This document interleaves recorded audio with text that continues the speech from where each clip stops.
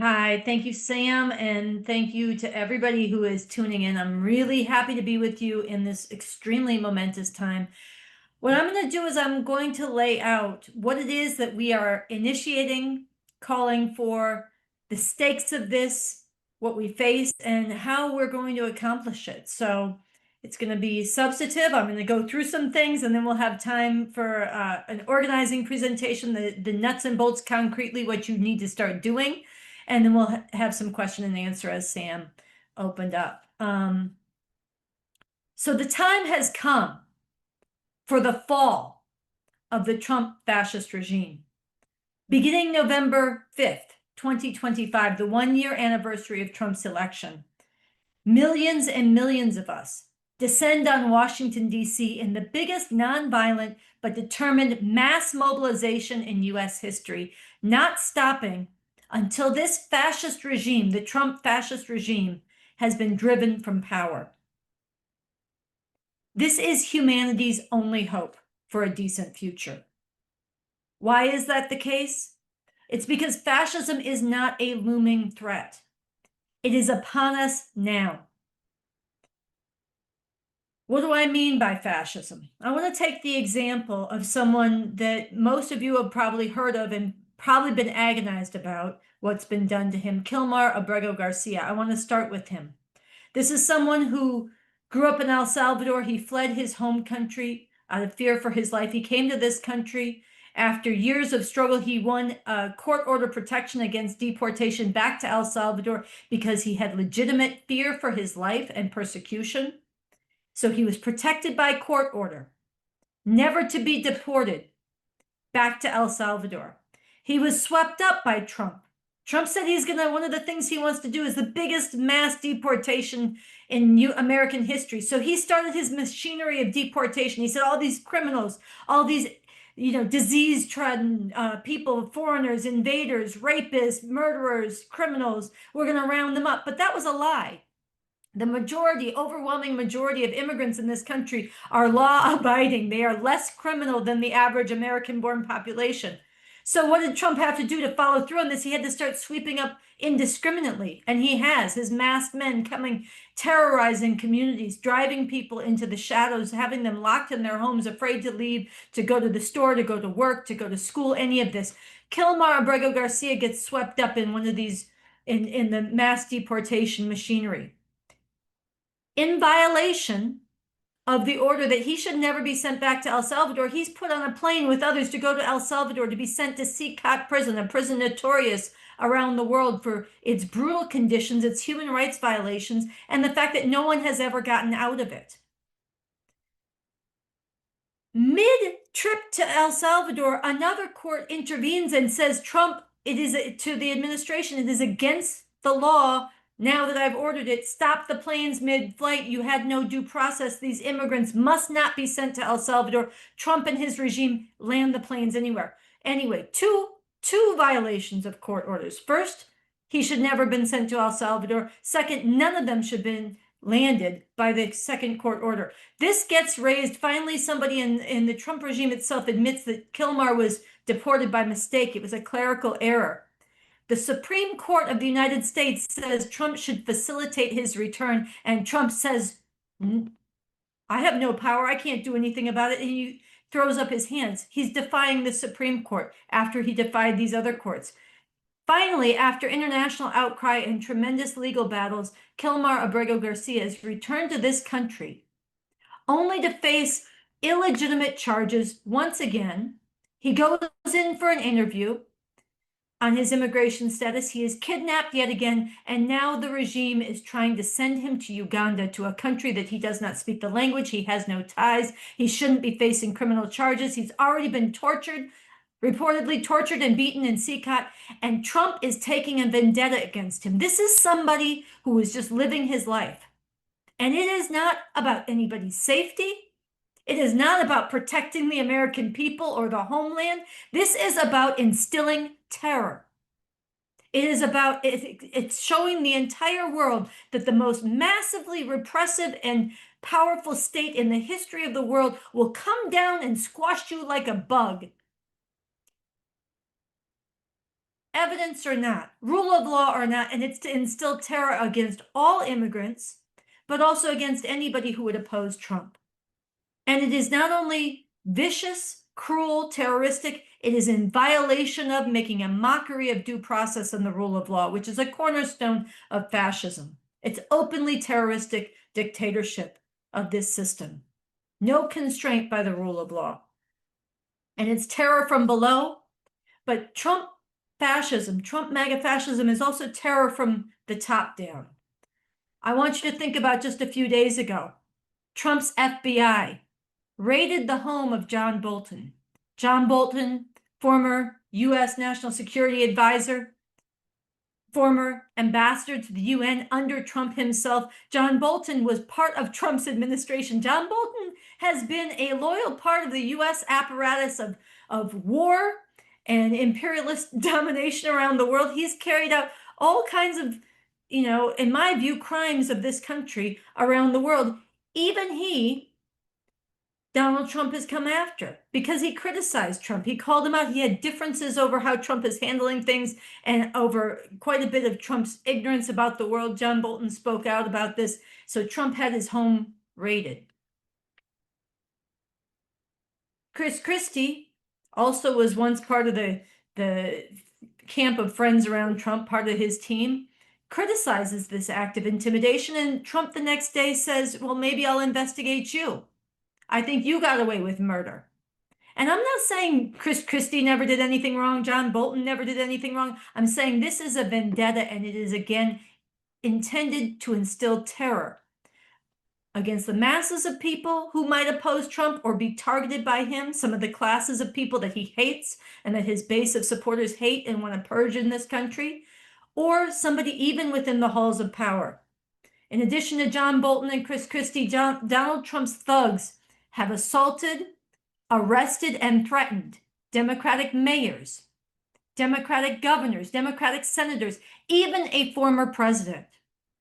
Donald Trump has accused Obama of treason and had investigations opened up into his conduct. Treason carries the death penalty. This is very, very serious. And I want you to understand, we need to understand, not only is this terroristic, not only is this a violation of the way that the norms of this country have worked for nearly 150 years, since shortly after the end of the Civil War, disputes among the rulers, even fierce disputes, were settled through lawsuits. They were settled in other ways. They were not settled by weaponizing and treating the Justice Department and the FBI and the repressive apparatus of the state as a vendetta machine. And this going after Trump's Democratic rivals and even Republican rivals who don't march in lockstep with his fascism is both necessary on his part to clear the way within the government of any force that would oppose his fascist program. You think about during the 2020 beautiful uprising against the police murder of George Floyd and Breonna Taylor, when Donald Trump wanted to ask his generals to shoot protesters in the legs, and the generals said no. Trump is trying to get rid of anybody within any of the institutions who will tell him no. And they did thwart a lot of his program, legitimately, because his program is illegitimate, and Trump won, and he's purging them. So he has to have a vendetta. It's not just his personal vindictiveness, although that's part of it, but it's necessary to clear the way of any obstacles within the machinery of the state for his full fascist program. And it's to clear the way for even greater atrocities against the masses of people. Because as Senator Padilla said after he was brutally assaulted for simply asking a question of Kristi Noem, when she was saying how the military had been deployed to Los Angeles explicitly to overturn Democratic elections in California. And Padilla spoke up and challenged this, and he was tackled and detained. And he said, if they will do this to me, a sitting US senator, think what they will do to the cook and the dishwasher and the day laborer at Home Depot. And indeed, we don't have to imagine. We have seen the brutality play out, and we have seen the images and the reports from Alligator Alcatraz with people being forced to eat rotten food in caged, airless, suffocating, overheated cages without medical care, without due process. And this is just the beginning. If this regime is not stopped, if this regime is not driven from power soon, which is the only way to get it to stop, all of this that I'm describing will look like child's play. It will look quaint. What is coming, if this regime is not stopped, is beyond what most people can even yet imagine, and we are only getting a taste of it. As horrific as what we are seeing is, as horrific as the military occupation of DC and before Los Angeles, and now the threats against other cities, as horrific as the disappearances have been, as horrific as the women dying of lack of abortion care has been, and the suffocated, enslaved lives for the tens of thousands of women and girls who've been forced to give birth against their will because they have no access to abortion. As horrific as that is, as horrific as the bullying and the erasure of trans people is already, we have only seen just the beginning. And I want to take note of a particular pattern that goes along with all of this. When Trump is taking vengeance and sending his thugs against and deploying military against democratic cities and governors and this sort of thing, he is taking within this special vengeance on Black political figures. And he is unleashing white supremacist genocidal brutality against Black youth in particular. And it should be lost on nobody. I posted a picture of the image that Donald Trump tweeted of Obama. I'll describe it in a moment. I posted it on Instagram, and a bunch of people wrote in the comments, "That's not a real picture," as if I was exaggerating what Trump has done. But it's not a real picture. I'll describe it. But it's a picture that Trump posted. What was this picture? If you didn't see it, it was an AI-generated image of Obama being tackled by federal agents, cuffed like a shoved to the ground and cuffed, perp walked and put behind bars and in a jumpsuit. And there was the imagery of vengeance against any of Trump's rivals, but there was a particular vendetta against a Black man who rose to president, but a Black man at all, who belongs in Trump's view in prison. And this has been a characteristic, a hallmark of Trump for most of his life. He has, going back to his racist discrimination in real estate, but also his taking out full-page ads to demand the death penalty for the Central Park Five. If you don't know about that case, you have to look it up. There were innocent young Black and Latino teenagers who were railroaded, and Donald Trump said it wasn't enough that they be in prison and incarcerated wrongly for stealing decades of their youth and their lives, but he said, bring back the death penalty. He put his own money into full-page ads saying, bring back the death penalty, wanting these children killed. This is a hallmark of Trump. And even after they got out and they were vindicated, Donald Trump said in his first term they should still be in prison, even though they had been legally cleared of all charges. So Donald Trump has, when he's unleashing his military in these Democratic-run cities, he has a particular vengeance against the Black youth in addition to the immigrants. That's who Trump is talking about when he did the press conference with the National Guard and the FBI and the police in DC, and he said, knock the hell out of them. Those were his words, knock the hell out of them. Trump is openly calling for police brutality and abuse. And as I said, he's been doing it for a lifetime. He also came out and publicly said in Chicago that shoplifters, and everybody knew from the context of his speech, he was talking about Black people in particular, shoplifters should be shot on sight. Not put on trial, not elevate the penalties after a trial, shot on sight. This is what he is greenlighting. And let's be clear. Millions and millions of Black people already have had their lives destroyed and crushed by the massive epidemic of police terror, brutality, and mass incarceration in this country. It has crushed millions and millions of lives. But this is not enough for Trump. He wants to put this on steroids. And he has talked about deporting, quote, homegrowns to places like El Salvador and elsewhere. Well, who do you think he's talking about? He's talking about dissidents He's talking about his opponents, disappearing them forever. And he is talking about immigrants, definitely, brown-skinned people, whether they have papers or not. And he is definitely talking about black people. Why else do you think he and that white supremacist idiot sidekick, Pete Pigsbreath, is fighting so hard to bring back the Confederate monuments and to rename military bases after Confederate generals and to cast U.S. chattel slavery as not that bad? U.S. chattel slavery, an institution where black people were branded with hot irons and whipped like beasts, where they were forced to work from can't see in the morning to can't see at night, where they were raped and raped and raped again, and then forced to have their children ripped from their arms and sold away at a profit to some plantation owner. And they were denied the right to read, and they were punished if they learned to read. This was not so bad in Trump's view. And you don't say that's not so bad if you're not intending to bring that kind of thing back. Maybe not in that exact form, but maybe not that different. This is really a genocidal, white supremacist, fascist program. And I want to underscore, we have only seen the beginning. And even this is not the full picture. I want to add to this that Trump is assaulting science and medicine. And it's important that we confront this because on one level, everybody knows Trump is an asshole. Everybody knows he's doing things wrong. Every decent person knows. I know there's the Trump supporters, but I'm talking about the over half this country that's decent.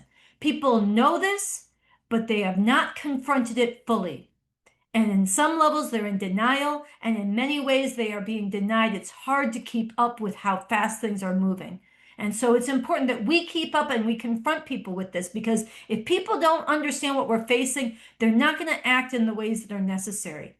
If you don't understand you're about to die from cancer, you're not going to go through chemo because it is not fun. You'd rather go to the beach. You'd rather live your life. If you don't understand how bad the disease is, the treatment, and we're talking about a nonviolent massive movement, but we are talking about people standing up and sacrificing and doing it together in a massive way before it is too late. So we have to confront what we're really up against. So I want to add to this Trump's assault on science and medicine. Trump put a science-denying lunatic in charge of the Center for Disease Control. RFK Jr. is a man, and I don't judge people for what they do as young people if they grow out of it. You look at somebody's arc of their life, but RFK Jr. has continued in this. As a kid, they say that he would have his friends come over and he'd put live baby birds in a blender and turn it on for amusement just to watch them be shocked. And he's continued like this, sawing the head off a whale. This guy is a lunatic. And he's a science denier. He's a vaccine denier. He spreads conspiracy theories. And he has come in and taken a sledgehammer to the institution in this country, to science itself, to humanity's store of knowledge, but also to the institution that is charged with public health. He fired the whole panel of people in charge of the mRNA vaccine. Scientists have come out and said this is guaranteeing not only that we won't develop vaccines for new, unexpected, newly emergent pandemics, but it is guaranteeing many millions of people will die in the next flu pandemic that hits the globe. It is known. We know this now.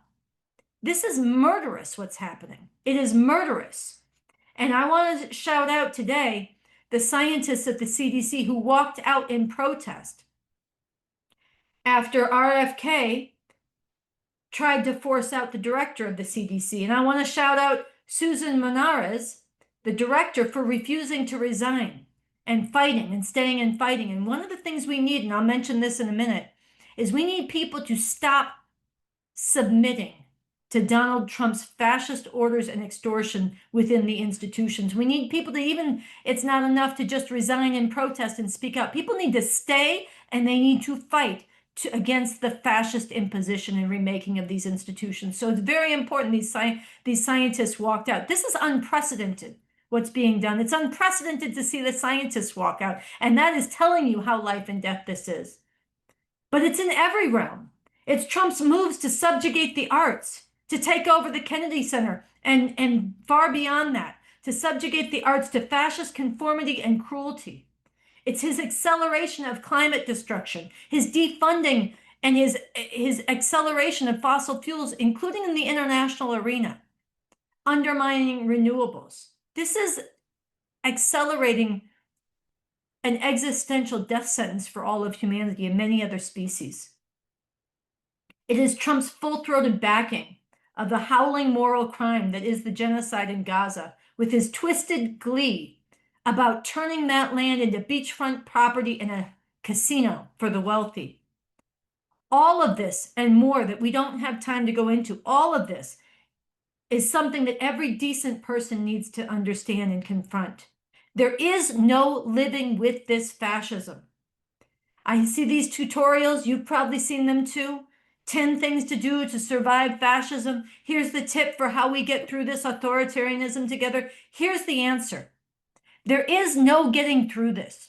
There are no tips to survive this. There are many, many forms of resistance that are needed, but we need to have them all aiming at and building towards defeating this fascism, unseating this regime, driving it from power. Yes, non-violently, but driving it from power, because as long as it's in power, it will barrel ahead. It will absorb different acts of resistance, and it will move on more fronts than the people can possibly keep up with. It's been heroic to see the people defending the rights and lives of immigrants that are illegitimately under attack and being assaulted by ICE. We need tens of thousands of people. When ICE shows up, it shouldn't be a dozen, it shouldn't be 100, it should be thousands. But let's be honest, most people have been deported, and most people have been driven into terror to hiding. And many, over 1 million, I've seen reports 1.5 million, have already self-deported. Unless and until this regime is driven out, unseated, removed from power, there is no living with this. It will only get far worse, and the horrors will go beyond what you can even imagine right now. And anybody looking back with historic perspective is not going to say, oh, they couldn't have seen it coming. The writing is on the wall, and Trump is rubbing our faces in it every day. Every compromise with this regime, every accommodation made by any institution or individual, even in the name of preserving some funding or some research or some ability to do some good for some people, only fuels Trump's demand for even more slavish submission. Every capitulation by universities, law firms, other agencies only feeds this regime's ravenous hunger to remake all of society in its grotesque image.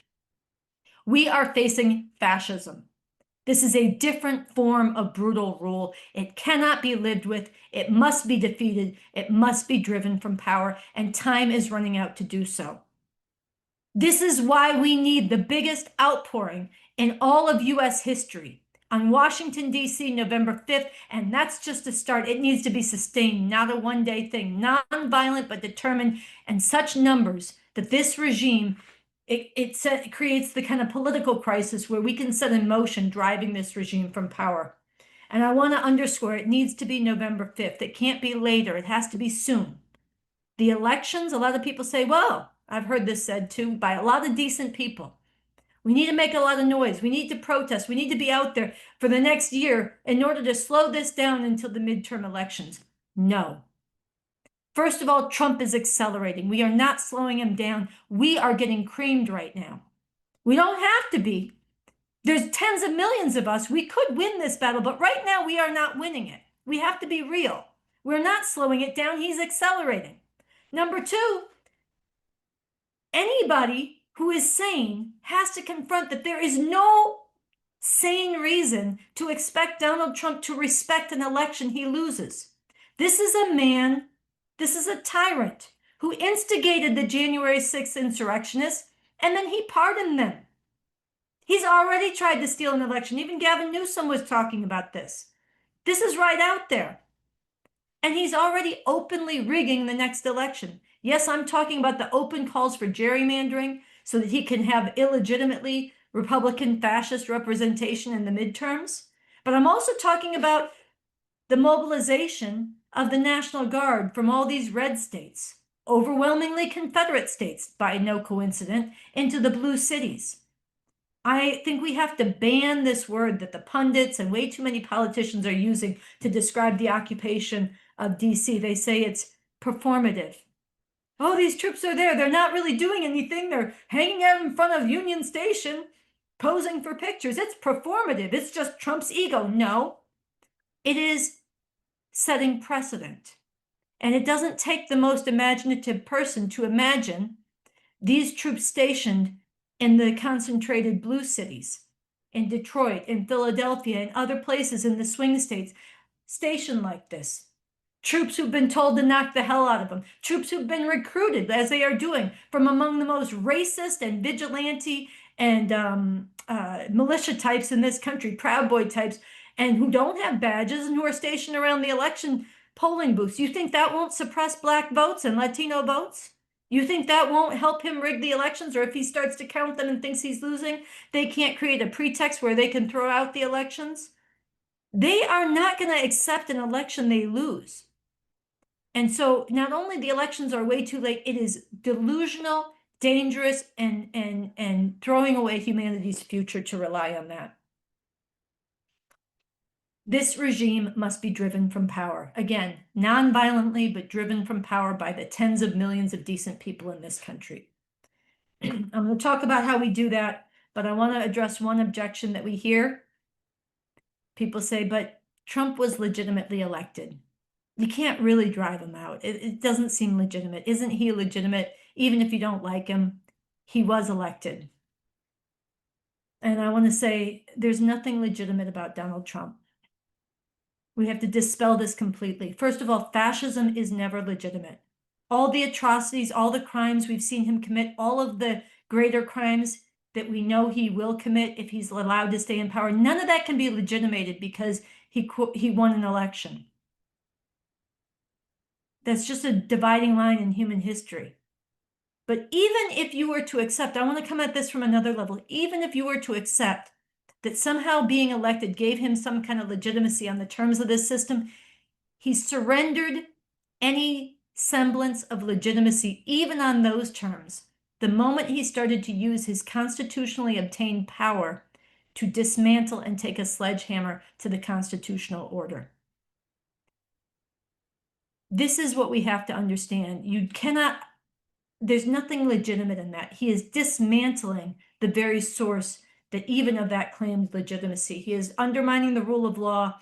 He is undermining the separation of powers. He has turned the Supreme Court illegitimately into an instrument of fascist atrocity. And it is green lighting his crimes. It is aiding and abetting him in violating and systematically ignoring the US Constitution. And he's done things that are openly unconstitutional, and he's been given sanction by the court. Just the other day, he said by executive order, he wants to give a year prison time to anybody who burns the flag. Well, that's not a power he constitutionally has. The Supreme Court upheld that right. Joey versus Johnson, 1984.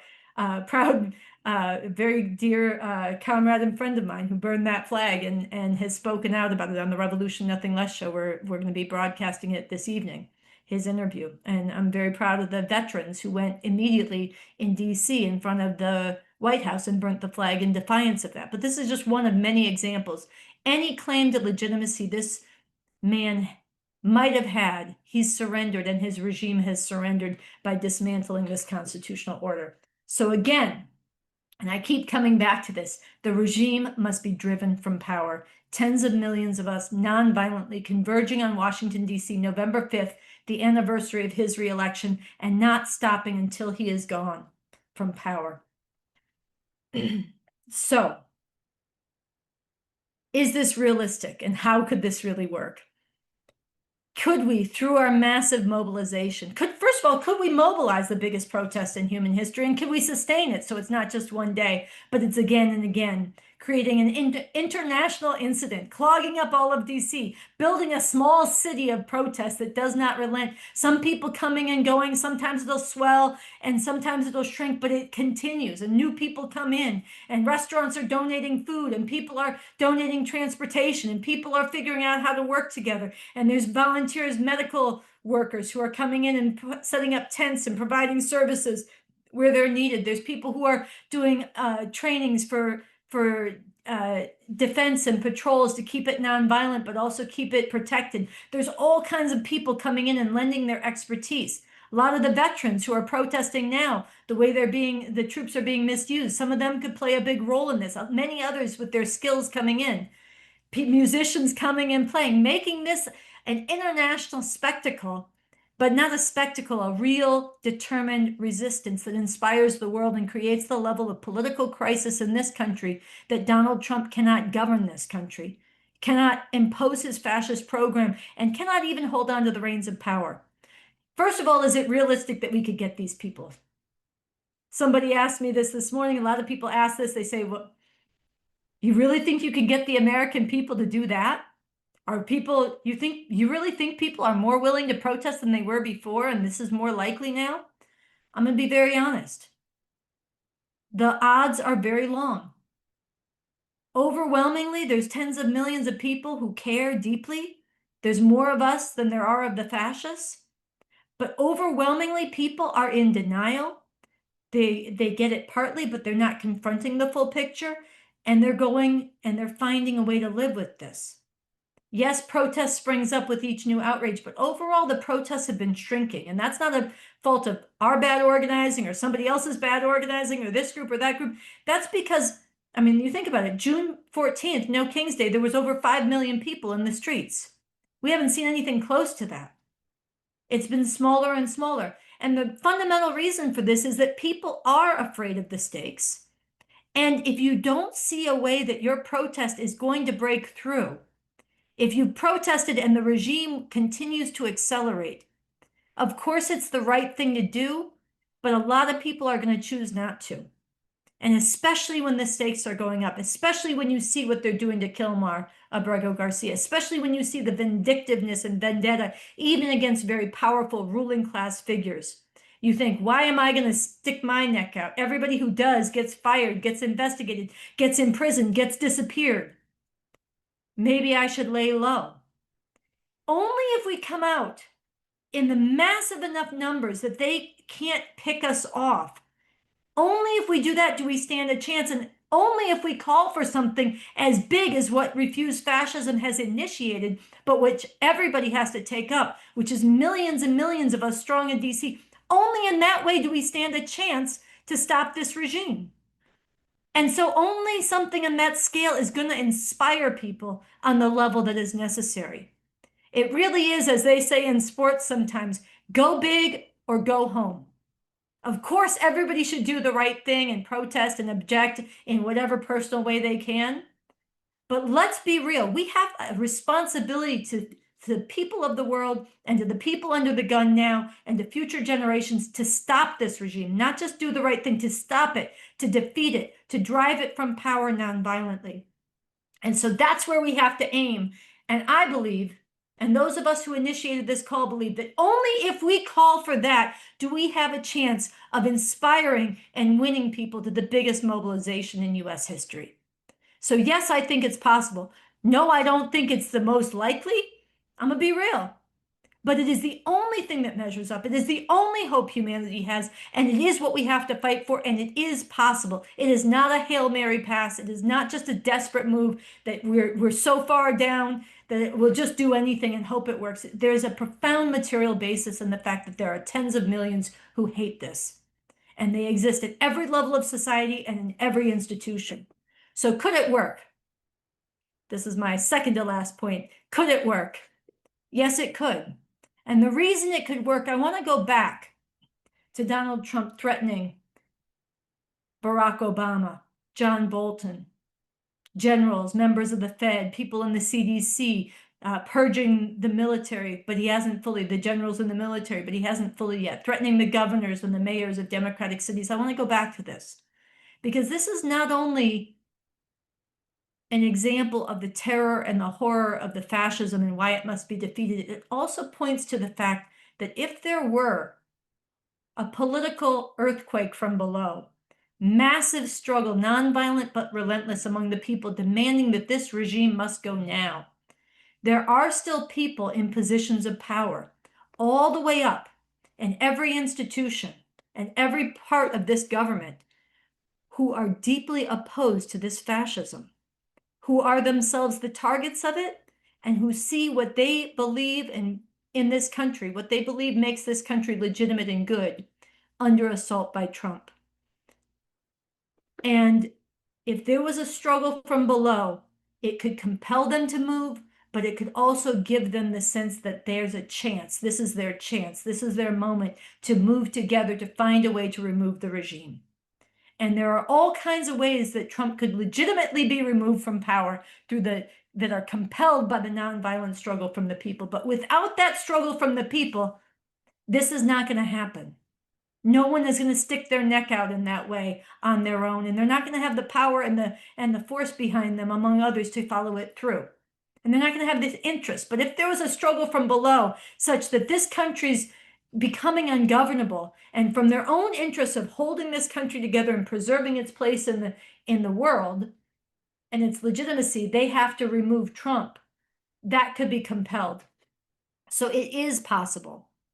But it has to be soon, not only because the atrocities are accelerating by the day and they must be stopped, but because for now there are people in positions of power who could do this.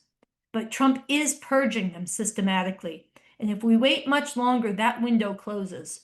And when that window closes, it is unspeakably more difficult, if not impossible, to unseat this, and the atrocities will be beyond what we've seen. Again, what we've seen so far will seem like child's play. So the odds are long, but the necessity is there and the people are there, and there is no other way. And because that's true, we can win people to see that. They can come to understand it the way we've come to understand it. But the only way that happens is that we, the hundreds of us on this call tonight, and those we can immediately reach, we ourselves confront these stakes and rearrange our lives accordingly, and then we go out and fight for others to do the same. And I want to be very clear. There are moments in history where everything about the future depends on what we do. And we are in a time when the single biggest priority in each of our lives and the way we are going to be judged by history, by our grandchildren, if they exist, is by what we did in this moment. And so right now, this needs to be our biggest priority. Fighting to mobilize everybody for November 5th and beyond in this nonviolent, massive political earthquake from below that is determined to drive Trump from power. This means take time off. It means make a serious donation. It means go talk to your friends. It means make your plans now to come to DC. It means if you know people in DC, arrange for housing. If you don't know people in DC, then be part of networks figuring this out. It means you're going to others. We have posters. Sam and Coco will talk about this in a minute. But we have posters announcing the fall of the Trump Fascist Regime. We have a call to act, which I neglected to say at the beginning. Most of my presentation is drawing from the text of this and elaborating on it. This makes the argument. It's on the website, refusefascism.org.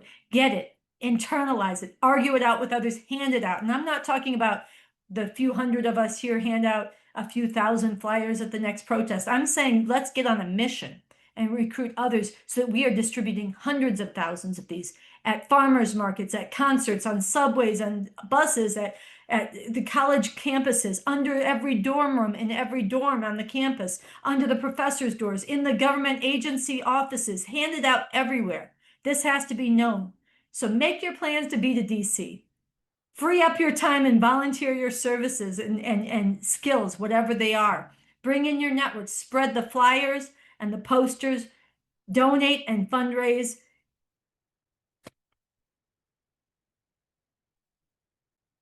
Get out to people who have influence and platforms and celebrity and disproportionate resources and make the argument to them, or set up meetings for me and others, Coco, Sam, and others, to meet with them and really argue for why they need to throw in. Everybody with a platform has disproportionate responsibility. And there's a lot of people, again, who care. We need to let them know this is our chance. This is not our thing, Refuse Fascism. This is humanity's chance. We initiated this. We invite everybody in. It is open to all. It needs to be taken up by everybody as their own. And we are prepared to go anywhere and make the argument to anybody who can be a game changer in this. So help get to those people who have disproportionate influence. Learn as you do this. Dialogue with others. Unite all who can be united. I'm a communist revolutionary. I'm a follower of the revolutionary leader Bob Avakian, whose writings I highly recommend. He's been way ahead of the curve on the rise of fascism and how it must be defeated, and on a host of other questions. Get into what he's saying. Don't be scared away, but also Bring in your own ideas. Stand together. We need to unite from the people who are in the ruling authorities all the way to the most radical and everybody in between. We need to have unity because none of us want a fascist America. And we need to learn to work together. So unite all who can be united. And finally, people say, but we can't wait till November.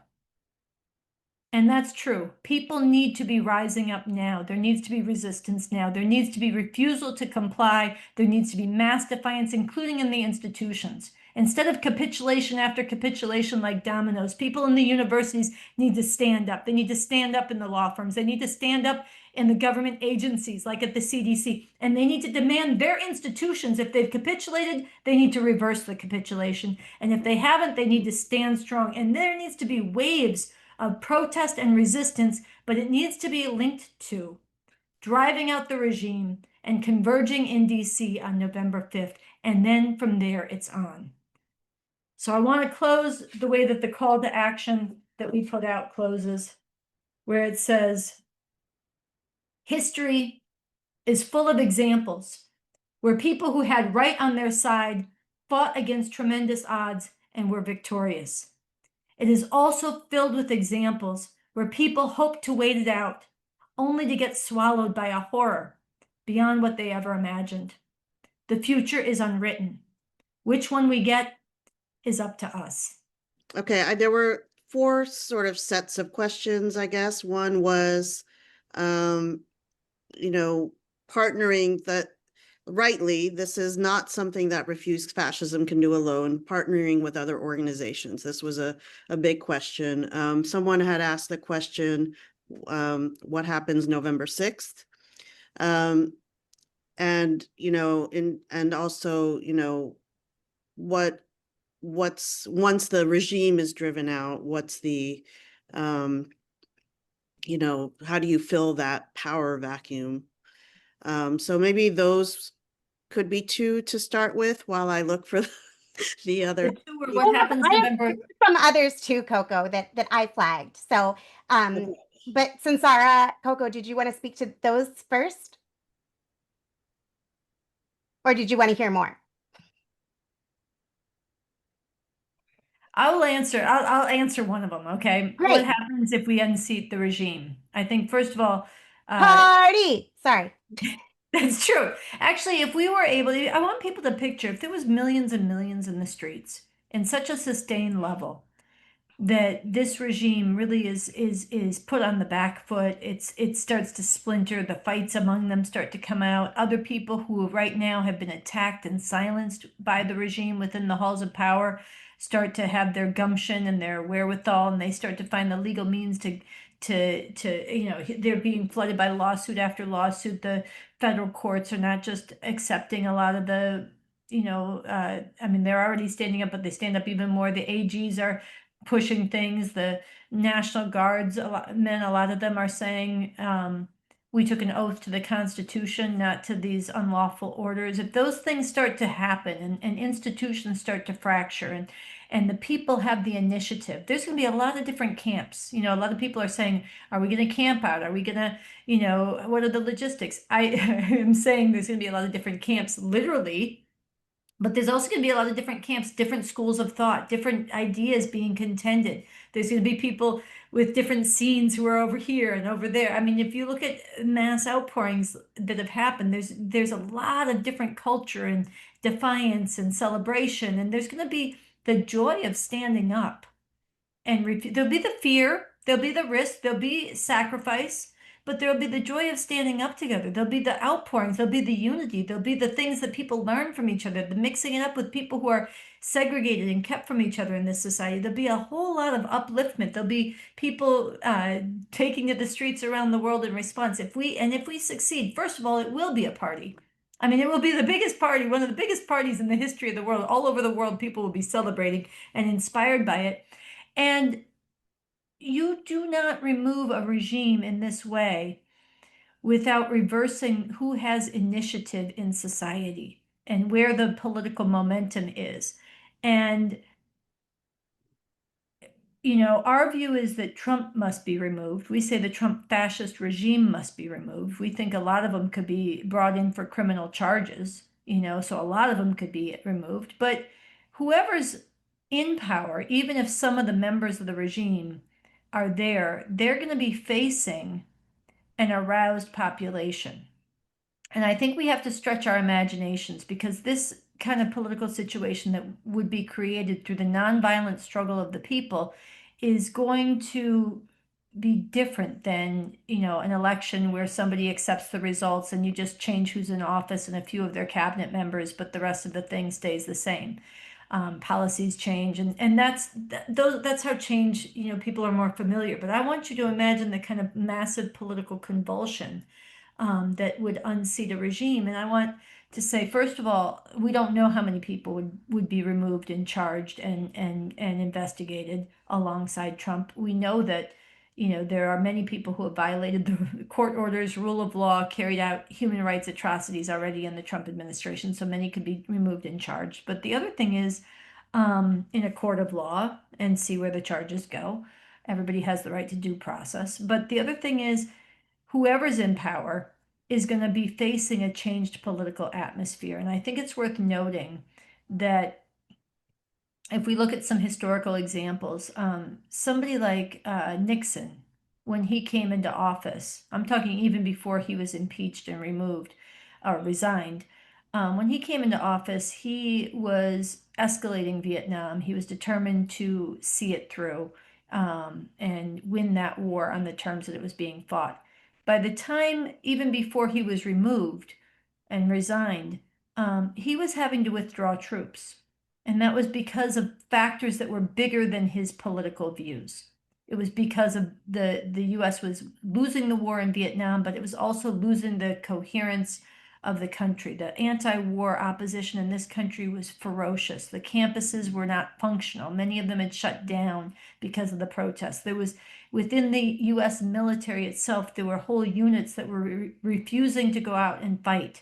They were defecting. There were people who were deserting. There were people who were resisting and going to prison rather than going to fight. The US could not reliably carry out its war there anymore. Among major units of the, if you haven't seen it, there's a really important film. There's two really important films. One is called Sir No Sir, about GI resistance at that time, and one is called FTA, which is F the Army. Jane Fonda and others were a part of it. If you can find these, Sir No Sir is on Netflix, I believe. It's an incredible film made by David Zeiger. It's an incredible film. But it gives a sense of the political atmosphere, the geopolitical reality and the political atmosphere in the country, the geopolitical reality internationally and the political atmosphere in this country was such that even somebody like Nixon was having to give a lot of concessions to the demands of the people. And so when you set terms from below, you have that he was, there's a whole host of things that he was doing that were not about what was in his heart. And we could go through many examples where that starts to happen because of the struggle from below. So I think two things we should imagine. If this struggle succeeds, one, there's many, many people who could be removed besides Trump legitimately. And two, whoever is in power, whoever comes in and fills that void is going to be answering to this aroused population and changed sense of initiative. And they're going to have to contend with that. So we don't know, but it'll be a more favorable situation for the masses of people. Then there'll be debates over where this needs to go. There'll be different people saying we've gone far enough. There'll be some of us who say we need to go farther. There'll be debates about that, and that's fine. We'll have the space for those debates and the space for that struggle, which we will not have if fascism consolidates. Okay, so I wanted to introduce, I want to read a section from the call for November 5th. It says, the whole Trump fascist regime must be driven from power.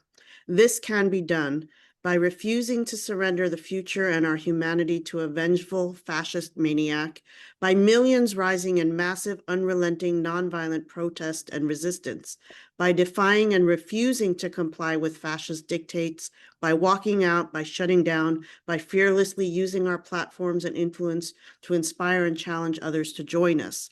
By doing all this day after day, coming back stronger in the face of attack and repression, uniting, not dividing, across many viewpoints and backgrounds, fostering a collective spirit of courage and righteous fury, willing to sacrifice for the greater good of defeating this fascism. And the reason I read that was there was a question about sacrifice and, that the risk of doing this, as worthwhile as we think it is, how do we prepare for that? And then there was a question of what if Trump declares martial law?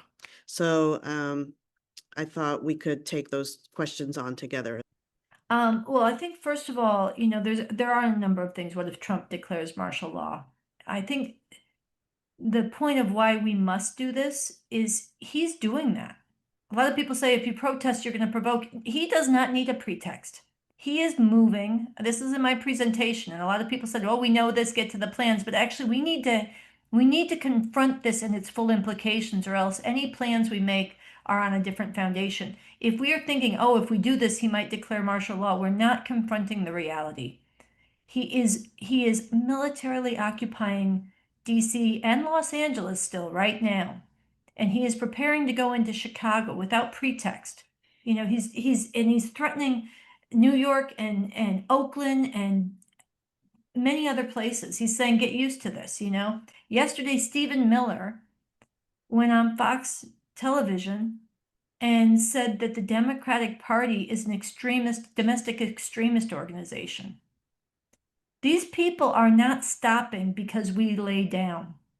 They are not stopping because we clear the streets and don't give them a provocation. They are bulldozing and they are going rapidly. And so our only chance, and humanity's only chance, humanity's only hope, is for us to rise to the challenge of going into the streets in such massive numbers.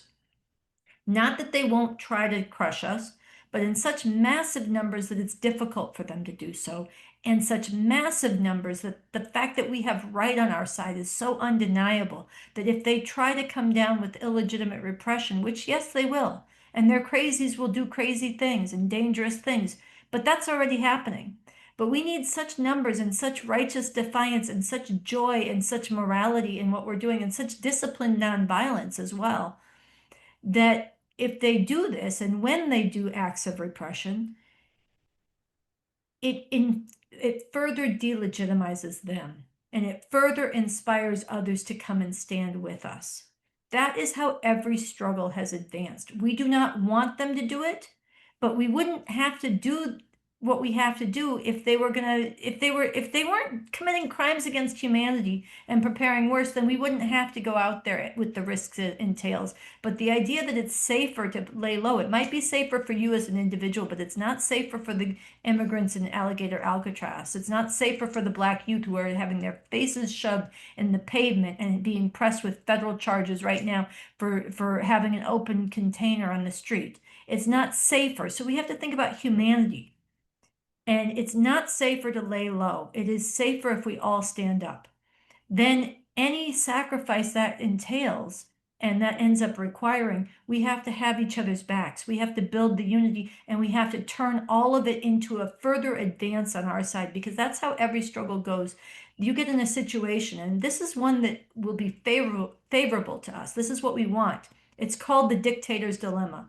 It's a real thing. It's happened all over the world where you have such a massive popular uprising that the dictator has a dilemma.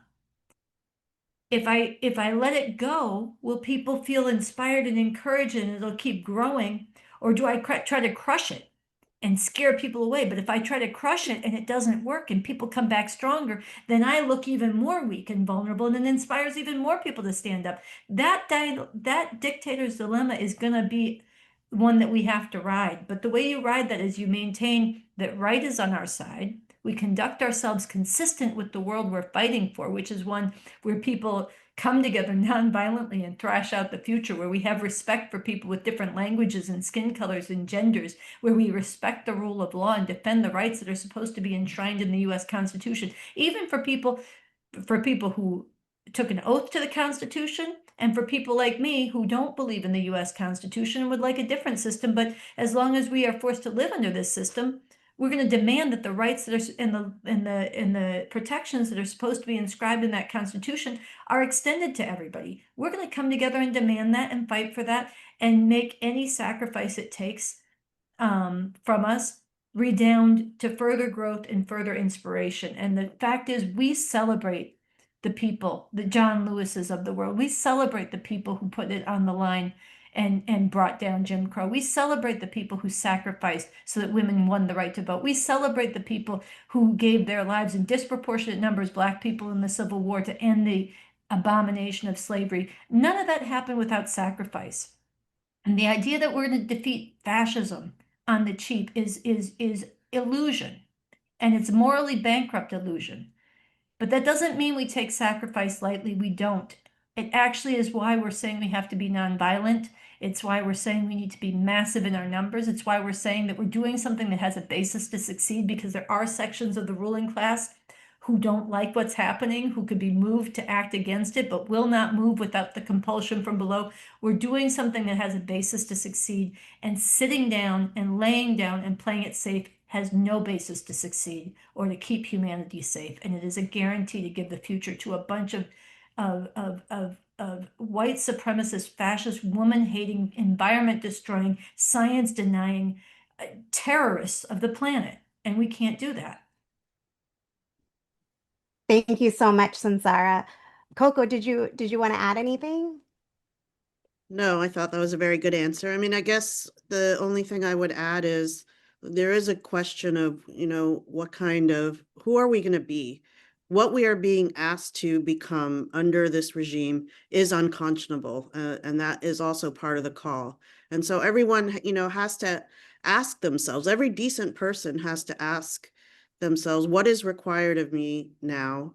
And, how do I rise to that challenge? But I think there are more of us than there are of them.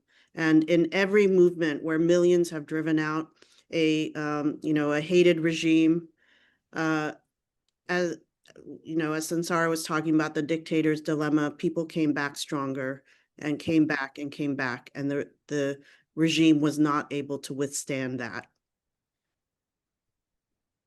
I also want to speak briefly to the question of are we working with other organizations? And first of all, I want to echo what Sam said at the beginning. We want to welcome everybody who is a part of a different organization. On this Zoom tonight, we saw people sign in who work with Indivisible, who work with 5051, who work with the different vets organizations, different local organizations. It's very important. And we are doing our best in Refuse Fascism to reach out to as many organizations as we can. But actually, this is going to spread because you are part of doing so too. And we want to make clear, we put on our poster, initiated by Refuse Fascism and open to all, to be part of the biggest mass nonviolent outpouring in US history to drive this regime from power. This is not our thing. This is not our next protest, our next organizing effort. People do protest, they do things, and it's good. And people are doing a lot of really important work. There are people who are doing networks to defend immigrants. They're doing networks to do legal clinics. They're escorting people to their meetings. There's people who are funding abortions and helping women get across state lines to get abortions to save their lives or to just preserve their independence and keep them from forced motherhood and all the suffocation of that when it's not a choice. There's people who are doing many, many different things. I can't list them all. They're important things, doing legal observation at protests. There's a lot of it, doing lawsuits against what Trump is doing against the law. All of this is important. We are not saying don't do that. We're saying do all that, but marshal it and take this up as part of this, not because we say so, but because really nothing else measures up objectively. Trump will overwhelm all the acts of resistance, all the heroism that we've seen. He will overwhelm it, and he will bulldoze it, and he will exact and extract revenge and make living examples of the terror that he inflicts. That's what he's been doing. And it has a chilling effect. And we've already seen that the protests and the numbers are diminishing. I'm not saying we're defeated, but they are diminishing, and that will continue. There's a really important concept that I learned years ago. Somebody put this together very well, and I've had it in my head for years. They said, that which you will not resist and mobilize to stop, not just resist, but mobilize to stop. That which you will not resist and mobilize to stop, you will learn or be forced to accept. And if we do not mobilize to stop this regime, if all we do is resist it, as righteous as that is, we will learn or be forced to accept its nightmare. And that is what people are learning and being forced to accept, however reluctantly, however much they hate it. If you don't see a pathway to defeat it, you find your place in it. That's what history has shown. And we're seeing it around us every day. So there's a need for us to go to a whole different level, all hands on deck. And it's every organization, but it's also, and it's really essential, it's not just the organizations. This is going to be millions and millions of people who've never been part of any organization, who've never felt politics mattered in their life in any kind of urgent way before. But what they're seeing now is unprecedented. I mean, have never seen, I don't know if we have ever seen the scientists at the Center for Disease Control. A mainstream, how much more mainstream can you get? Government workers, scientists who work for the US government around healthcare, walking out in protest because of how outrageous and murderous what Trump is doing is. Murderous to real lives and murderous to human store of knowledge. All over the world, this is going to cost lives. So they're just one example of people who are not your usual suspects. There's millions who need to be mobilized, who are way beyond any organization. The last thing I'll say about this is in 2020, we saw a glimpse of this when after George Floyd was murdered by the police and Breonna Taylor and others. 16 million people came out, and they came out in towns and among numbers that had never been organized before, and in little tiny so-called red states and red cities and towns and rural areas all throughout the South, the Midwest, everywhere else. There are millions and millions of people who are feeling the shock of this, or who could be inspired to act against this regime, and with the demand that Trump must go now if we reach them and inspire them. So I'm saying, yes, we need to reach to all the organizations. We need to fight to unite all who can be united and have principled unity. We don't have to agree, and we won't agree on many things, but we need to agree this regime must go, and none of what any of us want is going to be possible if this fascism consolidates. So we need to go to the organizations. We need you to help go to the organizations, go to the people that you work with, reach out to them. They need to be hearing about this from you and many other people, but also work with us to get to many, many, many people beyond those who have ever been organized before, because that's who all of us have to be in this. Absolutely. I just wanted to, as I'm seeing the time, it's 9:45.